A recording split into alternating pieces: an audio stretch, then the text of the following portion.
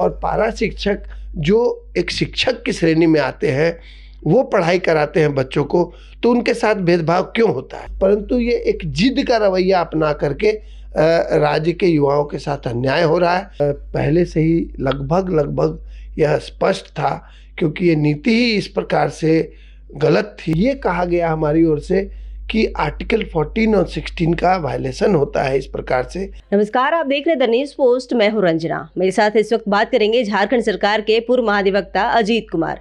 आज झारखंड सरकार के लिए ही नहीं, पूरे राज्य के जो तमाम युवा हैं, उसके साथ साथ जेएसएससी में जितनी भी बहालियां निकली थी 2021 की, जो यहाँ की नियोजन नीति थी, उसे झारखंड हाई कोर्ट ने निरस्त कर दिया, रद्द कर दिया। इससे क्या प्रभाव पड़ेगा यहाँ के युवा को? यहाँ की सरकार इस नीति जो लाई थी, इस संबंध में मेरे साथ इस वक्त बात करेंगे। सारी बातों को ये सीधे और सरल शब्दों में आपको बताएंगे। जी सर, बहुत बहुत स्वागत है आपका न्यूज पोस्ट में। देखिए, झारखंडी युवाओं को इस राज्य में काफ़ी कठिनाई फेस करनी पड़ती है आमतौर पे जब राज्य सरकार इस प्रकार की नीति लेकर के आती है। आपको ध्यान होगा कि 2016-17 में एक नीति बनाई गई। उस नीति के आधार पर काफ़ी सारी नियुक्तियां भी की गई थी पूर्व की सरकार में, और सोनी कुमारी का मामला वर्तमान सरकार के कार्यकाल में न्यायालय से निर्धारित हुआ था, डिसाइड हुआ था, और 2016-17 की नीति जो थी उसे रद्द कर दिया गया था और नई नीति बनाई गई ये 2021 में। और 2021 को की जो नीति बनाई गई, इसमें भी उसी प्रकार का गलती मैं कहूँगा की गई है। और इस नीति को जब न्यायालय में चैलेंज किया गया तो अगस्त 2021 में माननीय न्यायालय ने अपने आदेश में स्पष्ट तौर पे कहा था कि जो कोई भी नियुक्तियां हो रही हैं या नियुक्ति की प्रक्रियाएं हो रही हैं, वे इस मामले में जो न्याय निर्णय आएगा उससे प्रभावित होंगी। तो जाहिर है पहले से ही लगभग यह स्पष्ट था, क्योंकि ये नीति ही इस प्रकार से गलत थी, असंवैधानिक थी, और अन्य न्यायालयों ने भी, अन्य उच्च न्यायालयों ने भी इस प्रकार की नीतियों को जब गलत ठहराया है, तो ये मामला न्यायालय में बहस हुआ। राज्य सरकार की ओर से काफ़ी जद्दोजहद की गई थी। मुकुल रोहतगी साहब जो वरीय अधिवक्ता हैं सर्वोच्च न्यायालय के, वे राज्य सरकार की ओर से उपस्थित थे। PS पटवालिया जो है वरीय अधिवक्ता, वे भी उपस्थित थे। श्री सुनील कुमार वरीय अधिवक्ता सर्वोच्च न्यायालय से, वे भी आए थे। और छात्रों की ओर से मैं न्यायालय में उपस्थित था और स्थिति बिल्कुल स्पष्ट सी थी जब ये कहा गया हमारी ओर से कि आर्टिकल 14 और 16 का वायलेशन होता है इस प्रकार से, और आम अभ्यर्थियों की समानता के अधिकार को इस तरह से आप छेड़छाड़ नहीं कर सकते हैं, उनके साथ डिस्क्रिमिनेशन नहीं की जा सकती है। तो ऐसी परिस्थिति में दोनों बिंदुओं पे, दोनों कंडीशंस पे, जो कंडीशन थी 10वीं और 12वीं जो झारखंड के ही संस्थानों से पास करने के संबंध में थी, और दूसरी शर्त भाषा को लेकर के थी, दोनों शर्तों पर आज न्यायालय का निर्णय आया है। और न्यायालय ने कहा है कि जो नियमावली बनाई गई थी 2021 में, वो सर्वथा गलत है, गैर संवैधानिक है। इसलिए जितनी भी नियुक्ति प्रक्रियाएं हैं जो चल रही हैं उस नीति, उस रूल्स के आधार पे वे निरस्त हो जाएंगी, और जेएसएससी को आदेश दिया गया है कि वे पुनः नियुक्ति की प्रक्रिया आरंभ करें। तो जाहिर है कि झारखंड के युवाओं को, झारखंड के छात्रों को, जिनको वर्तमान सरकार ने यह कहा था कि 5 लाख नियुक्तियां प्रत्येक वर्ष देंगे, 5,000 भी ये पूरे हो रहे हैं नहीं? ये मैं नहीं समझता हूं कि विगत 3 वर्षों में 1000-2000 से ज़्यादा नियुक्तियां नहीं हुई होंगी। उदाहरण होता है, पॉलिसी कोई भी जब बनती है तो उस कैडर में कितने लोग होते हैं, सभी वरिष्ठ लोग होते हैं, सभी अपना सुझाव देते हैं। कई पॉलिसीज बनाने समय बहुत देखा जाता होगा, लेकिन उसके बाद भी चैलेंज कोर्ट पे हो जा रहा है। राज्य के जो भविष्य है, युवा हैं, वो प्रभावित होते हैं। तैयारी करने वाले जो छात्र हैं वो कहीं ना कहीं आज वो निराश होंगे। जिन्होंने परीक्षा दे दिया, जिनकी ज्वाइनिंग भी अगर हो गई है, तो वो तो निराश होंगे कि जैसे सी अब जितनी भी वैकेंसीज निकाली थी अब वो विलोपित होगी, वो भी एडवर्टीजमेंट आ गया है। देखिए रंजना, आपने सही कहा कि अभ्यर्थी जो पढ़ाई करते हैं और राज्य में किसी न किसी प्रकार से नियोजित होना चाहते हैं, कार्य करना चाहते हैं, उनके लिए निराशा की बात है ज़रूर। और राज्य सरकार में काफ़ी सारे एडवाइज़र्स होते हैं, काफ़ी सीनियर ऑफिसर्स होते हैं, एडवोकेट जनरल होते हैं, उनके अंतर्गत एक बड़ी लॉयर्स की टीम होती है। तो मैं समझता हूँ कि यदि राज्य सरकार के इतने एडवाइज़र्स हैं और इतने बड़े एडवाइज़र्स की टीम काम कर रही है राज्य सरकार के साथ में, तो इस प्रकार की गलती बार बार ये क्यों करते हैं? यदि मंशा स्पष्ट है तो ये स्पष्ट तौर पे मैं कहना चाहूँगा कि नियुक्तियों के लिए एक पारदर्शी प्रक्रिया अपनाई जानी चाहिए, संविधान सम्मत जो नियमावली बनानी चाहिए और राज्य के युवाओं को ज़्यादा से ज़्यादा संख्या में नियुक्तियों का अवसर देना ही होगा। अन्य बातें भी मैं आपको स्पष्ट करूं कि जैसे जेटेट है, झारखंड टेट एग्जामिनेशन है जो शिक्षक की नियुक्ति के लिए आवश्यक होता है, उसके बारे में राज्य सरकार ने अभी तक कोई निर्णय नहीं लिया है। जेटेट के एग्जामिनेशंस नहीं हुए हैं।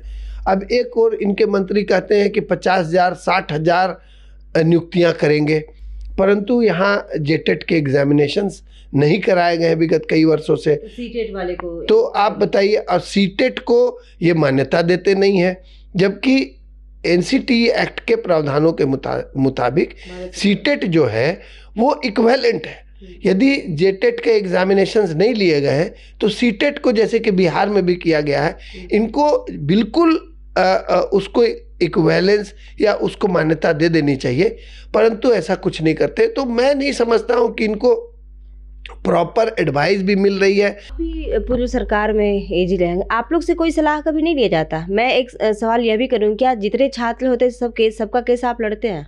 छात्रों को जीत भी मिलती है क्या? देखिए, ऐसी बात नहीं है। हर मामले में जब मैं एक अधिवक्ता के तौर पर उपस्थित होता हूँ तो संबंधित कानूनी प्रावधानों को, संवैधानिक प्रावधानों को न ध्यान में रखते हुए अपनी बातें न्यायालय के सामने रखनी होती है। फैसला किसी भी पक्ष में जा सकता है, परंतु मैंने आपको कहा ना कि यदि नीतियां ही इस गलत होंगी और गैर संवैधानिक होंगी तो मैं क्या, कोई भी अधिवक्ता जो है वो जिसको न्यायिक मामलों की समझ हो, संवैधानिक प्रावधानों की समझ हो, तो न्यायालय में अपनी बात बेहतरी से। मैं आपके माध्यम से पूछना चाहता हूँ राज्य सरकार को कि जब आपके यहाँ इतने प्राथमिक विद्यालय हैं, उसमें बच्चों की पढ़ाई भी होती है, तो वास्तव में भेदभाव क्यों? यदि शिक्षक की आवश्यकता है ही तो एक ट्रेंड शिक्षक, एक योग्य शिक्षक की नियुक्ति क्यों नहीं होती है? आखिरकार कौन राज्य के भविष्य के जो नागरिक हैं और भविष्य में राज्य की पूरी बागडोर जिनके कंधे पर जानी है, उसको पढ़ाने के संबंध में राज्य सरकार क्यों एक स्पष्ट नीति निर्धारित नहीं करती है? और पारा शिक्षक जो एक शिक्षक की श्रेणी में आते हैं, वो पढ़ाई कराते हैं बच्चों को, तो उनके साथ भेदभाव क्यों होता है? उसी तरह से यूनिवर्सिटी के एजुकेशन का भी यही हाल है, जहाँ पे रेगुलर नियुक्तियां नहीं हुई हैं। और राज्य का जो यूनिवर्सिटी का परीक्षा होता है, सेट की परीक्षा होती है, स्टेट एलिजिबिलिटी टेस्ट, नेट के इक्विवेलेंट ही होता है, ये भी राज्य में नहीं हुआ अभी तक। ये नहीं हुआ है और घंटी आधारित शिक्षक जो हैं वो पढ़ा रहे हैं। अब बताइए कि जहाँ रेगुलर टीचर्स, रेगुलर शिक्षक नियुक्त करने चाहिए यूनिवर्सिटीज़ में, कॉलेजेस में, वहाँ पे टेम्पररी तौर पर घंटी आधारित शिक्षकों को पढ़ाने का जिम्मा दिया गया है और वही सारे शिक्षक जो हैं वो आधे मन से, मैं कहूँगा, जबकि उनको पूरा पैसा नहीं मिल रहा है, तो यहाँ के बच्चों को पढ़ा रहे हैं। तो प्राथमिक शिक्षा से लेकर के माध्यमिक शिक्षा से लेकर के हायर एजुकेशन तक की स्थिति हमारे राज्य में ये है। सर, तो जो छात्र हैं वो अब जो तैयारी करने वाले, जो परीक्षा फॉर्म भर दिए थे, वो तो सब निरस्त हो गई। तो अब ओवरऑल माना जाए कि 1-2 साल का फिर से ये समय बढ़ गया उनका, जो परीक्षा होने वाला था वो परीक्षा भी टल गया, 1-2 साल और इंतजार करना होगा। नहीं, ऐसा क्यों है? देखिए, अगर राज्य सरकार चाहेगी तो ये कुछ दिनों का मामला है। राज्य सरकार चाहेगी तो बिल्कुल दिशा निर्देश दे सकती है जेएसएससी को कि एक फ्रेश एडवर्टीजमेंट निकाला जाए और फ्रेश एडवर्टीजमेंट निकाल करके ये घोषणा कर दी जाए कि जिन्होंने आवेदन पहले से दिया है उन्हें दोबारा आवेदन देने की आवश्यकता नहीं है, और नए आवेदक जो इन शर्तों के आधार पर बाहर हो रहे थे वे आवेदन कर सकते हैं। मैं कहता हूँ कि अगर 1 सप्ताह या 10 दिन का समय दिया गया इस प्रकार से, तो सारे आवेदन जो है योग्य आवेदन वे पूरे हो जाएंगे। और एग्जामिनेशन का शेड्यूल अगर मान लीजिए कि इस माह में निर्धारित करना था जेएसएससी को, तो अगले माह में परीक्षा हो सकती है, उसका रिजल्ट भी तत्काल निकाला जा सकता है। परंतु दुर्भाग्य यह है कि राज्य सरकार इन सभी मामलों में भी एक जिद का रवैया अपनाती है, चाहे जिसकी भी एडवाइस हो या जिसके भी निर्णय हो, परंतु ये एक जिद का रवैया अपना करके राज्य के युवाओं के साथ अन्याय हो रहा है। मैं समझता हूँ कि अगर एक स्पष्ट नीति निर्धारक व्यक्ति बैठा होता राज्य सरकार के सबसे ऊंची कुर्सी पर, और यदि उनको एडवाइस करने वाले लोग उन्हें सही एडवाइस करते हैं या करेंगे, तो किसी बात की कठिनाई नहीं है। 2 वर्ष में भी वो सारे कार्य किए जा सकते हैं जो पूरे 5 वर्ष में हो सकते थे। सारी 25 लाख की 25 लाख नियुक्तियां 1 वर्ष में क्या 6 महीने में की जा सकती है।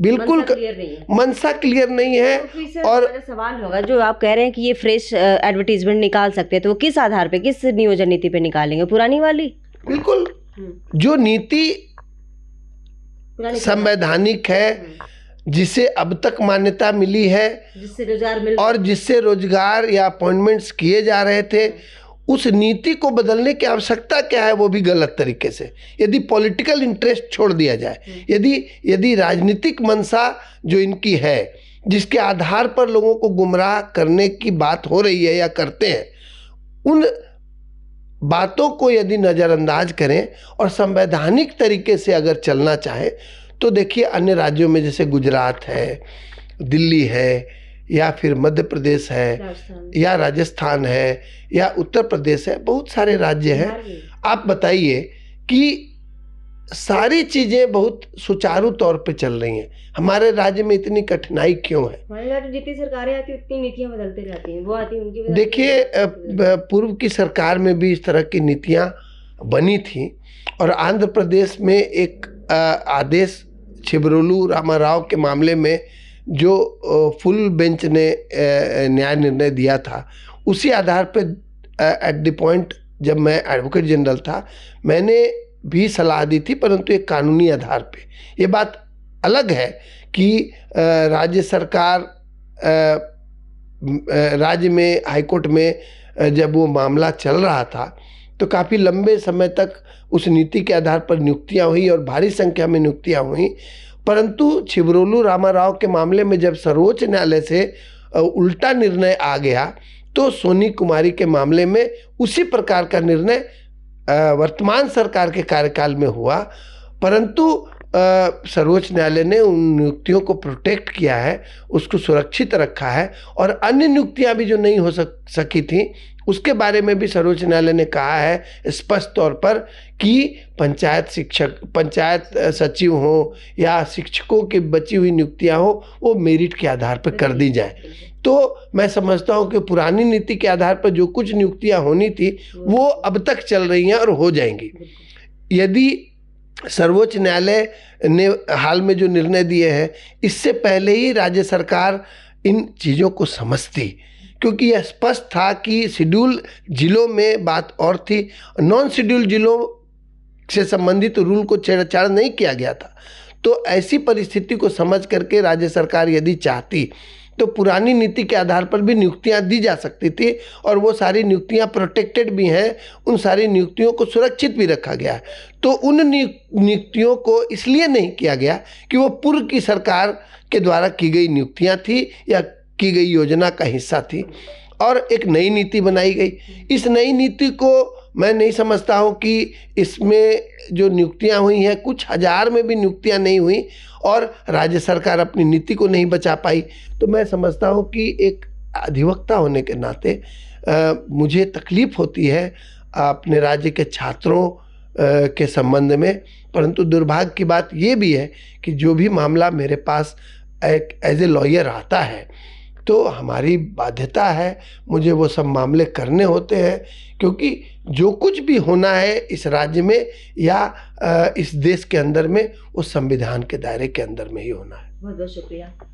तो आप सीधे, सरल और स्पष्ट शब्दों में समझ गए होंगे कि राज्य सरकार के जो पूर्व महाधिवक्ता हैं, इन्होंने कहा कि राज्य सरकार की अगर मंशा स्पष्ट होती, क्लियर होती, तो आज भी समय अगर 10 दिन में भी चाहा जाए तो नियुक्ति निकाला जाएगा, नहीं तो फिर इसे चैलेंज करने के लिए राज्य सरकार जिद पर कहीं ना कहीं अगर अड़ जाती है तो और यह समय लेगा। खैर, ये तो राज्य के जो युवा हैं, जो पढ़े लिखे राज्य के बेरोजगार युवा, जो रोजगार की तलाश में तैयारी करते रहते हैं, दिन रात मेहनत करते हैं, फॉर्म भरते हैं, और जब परीक्षा का समय आता है उस वक्त कोर्ट से निर्णय आता है, उसके बाद पूरा वो विलोपित हो जाता है। ऐसे में कहीं ना कहीं राज्य के जो भविष्य हैं, युवा भविष्य, ये कहीं ना कहीं इनका भविष्य अंधेरे में ज़रूर रहता है। खैर, ये आने वाला वक्त ही बताएगा कि JSSC दोबारा फिर कब से परीक्षा लेती है, कब राज्य सरकार की जो नीति होगी ये क्लियर होगी और JSSC इसके लिए फ्री होगा। हालांकि बता दें, JSSC ऑटोनॉमस बॉडी है, लेकिन राज्य सरकार के नीतियों पर ही इसका गवर्न होता है।